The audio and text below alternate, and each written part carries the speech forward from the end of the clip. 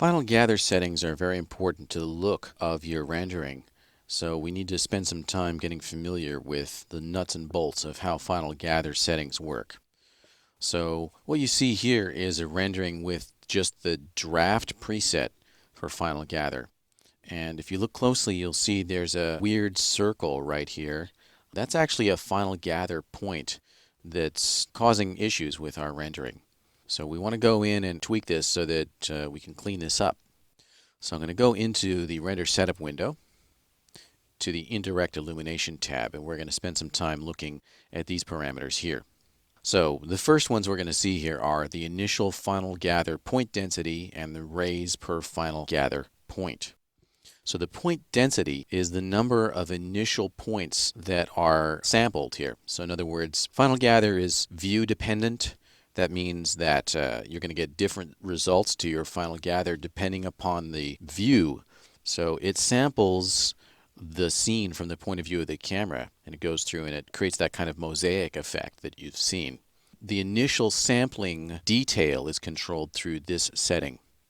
So if we go through these different presets, and we can use this slider or we can use the same slider up here, either way. Notice, by the way, that it doesn't update down here.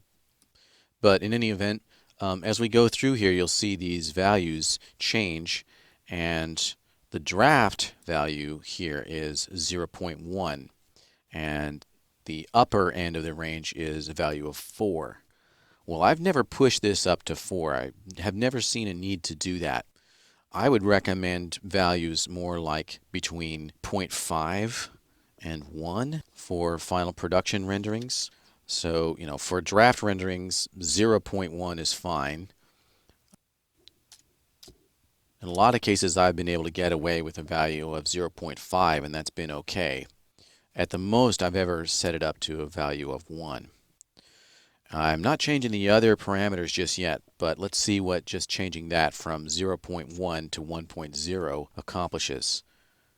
Let's make a copy of that and render. So we're getting better accuracy now. So you see, instead of this big splash over here, this big dot, we're seeing lots of little dots that are kind of superimposed here. So that's just one part of the equation here. We're going to need to adjust some of the other parameters to get a good result as well. So one of those other parameters is the raise per final gather point. So what that is for each sample on the view here, how many rays do we want to generate to sample the environment around that particular location? So this one, I would try to keep this low once again. A value of 50 is usually too low. I've found a value ranging from about 50 to about 200 to be a good range. Let's try splitting the difference between those and setting this to about 100. In general, the presets here are not terribly useful, and they tend to be too high, and you can usually get away with a lot lower settings. So now you'll see we're getting more samples and more sort of splash as a result of those samples. And if I increase this up to 200 and re-render, it's going to sort of spread out. And as I increase that value, we're going to get more accurate renderings. Now, we've still got a lot of garbage in here, but we're going to deal with that as well. So again, initial point density, I would range that between 0.1 and 1.0. And raise per final gather point, I would range between about 50 and 200.